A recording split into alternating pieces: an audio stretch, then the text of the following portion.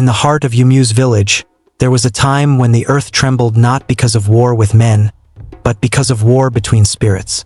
The villagers whispered of two powerful native doctors whose names alone carried fear, Iguianin and Okonkwo the Red Eye. Both were men of power, men who had touched the unseen, men who knew the path to the forbidden forest. Yet, while one used his power to protect, the other used it to destroy. Enin was a man of peace.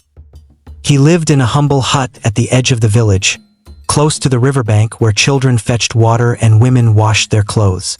The villagers loved him, for whenever sickness struck, whenever strange winds blew, or whenever the cries of children grew weak at night, it was Enin they called. His herbs healed, his words calmed, his charms protected, and his heart was pure.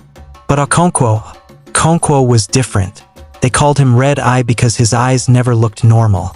One was bloodshot, the other sharp like the blade of a cutlass. He was feared more than loved. His shrine was filled with skulls, red cloth, and dried blood. Sacrifices were his delight. If a man offended him, his crops withered. If a woman spoke against him, her womb dried. Okonkwo was the shadow that hovered over Yumu's, the terror that silenced joy. It began one fateful evening when thunder struck without rain.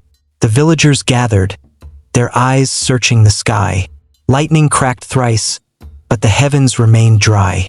They knew this was not the work of nature, but of man. That night, Enin was visited in his dreams. A great spirit spoke, warning him, "The blood of the innocent is about to flow. The evil one has opened the gate of the forest." Enin woke in sweat, his body trembling. He knew who the message was for. Okonkwo had begun again. At the market square the next day, a child collapsed.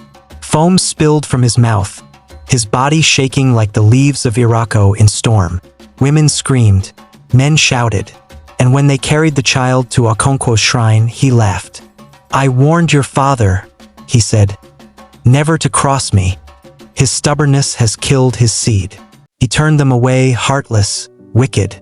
But Enin came.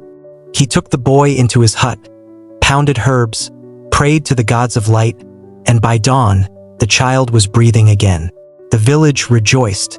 Yet, Okonkwo's anger grew hotter than fire. "Who is Enin to challenge me?" he roared. "Does he not know the spirits bow to me? I will crush him like yam in mortar." From that day, the battle line was drawn. Not with swords, not with guns, but with incantations, sacrifices, and the cry of spirits. Okonkwo entered the evil forest. He plucked the black feather of the night owl. He spilled the blood of a goat without blemish. He summoned the wind that carries death. The forest shook as he chanted, "Spirits of the deep, arise! Spirits of the night, obey me!" His laughter echoed through the trees. Enin, on his part, went to the river at midnight. He stood barefoot, holding a white staff. He called upon the gods of the land, the spirits of the river, the ancestors who loved peace. "Give me strength to protect my people," he prayed, "for their cries are my burden." The water stirred. A bright fish leapt, glowing like fire, then vanished. Enin knew he had been heard. Soon, strange things began to happen. Crops failed on one side of the village but flourished on the other.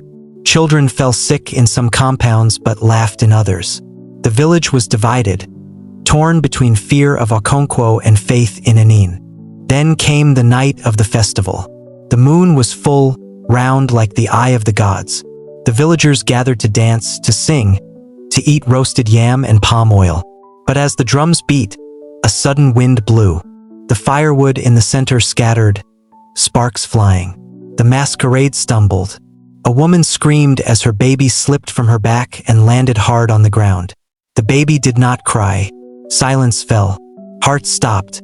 All eyes turned to Okonkwo's shrine, and indeed he stood there laughing. "Let your joy turn to sorrow," he thundered. But before fear could drown them, Enin stepped forward. His voice rose above the chaos. "No more," he shouted. "No more will you terrorize this village. Tonight, your reign ends." The people gasped. The clash had begun. Okonkwo struck first. He raised his staff, muttered strange words, and the ground shook. A whirlwind rose, circling the crowd. Children screamed, women held their wrappers tight. But Enin planted his staff into the earth. A bright light burst forth, scattering the whirlwind like dust. Okonkwo roared, his red eyes blazing. He drew powder from a calabash, blew it into the air, and suddenly, men fell as if stabbed by unseen knives. But Enin lifted his hands to the heavens, and a gentle rain began to fall. Each drop healed, each drop restored. The men rose again, whole and strong. The battle raged on. Chance against chance, fire against water, darkness against light. Hours passed. The moon traveled across the sky, and the people watched, trembling yet unable to leave. This was not just a fight between two men. It was the fight for the soul of Yumuse.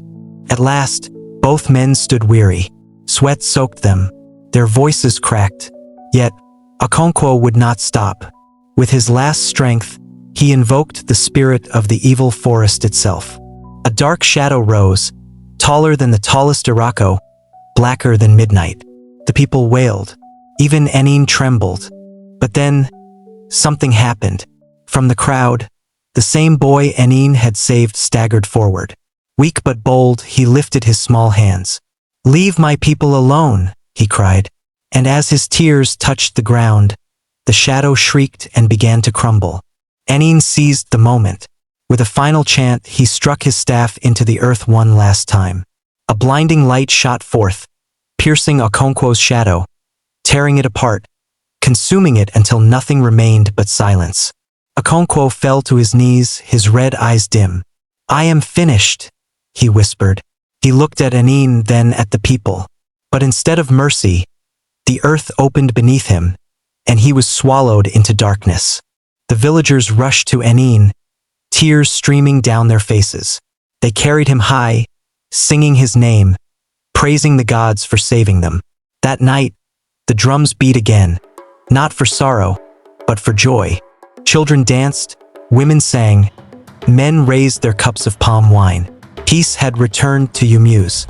But Enin, though celebrated, went back to his small hut by the river. He wept softly, not for victory, but for the lives lost, for the pain his people had suffered. Yet he knew, deep within, that light had triumphed over darkness. And from that day, whenever thunder cracked without rain, the people remembered, it was not just thunder. It was the echo of the clash of the native doctors. My brothers and sisters, life itself is like Yumuse. Every day, light and darkness clash. Choose your side wisely. If the story touched you, do not just scroll past. Share it, subscribe, and let the message spread, because someone out there needs this reminder today.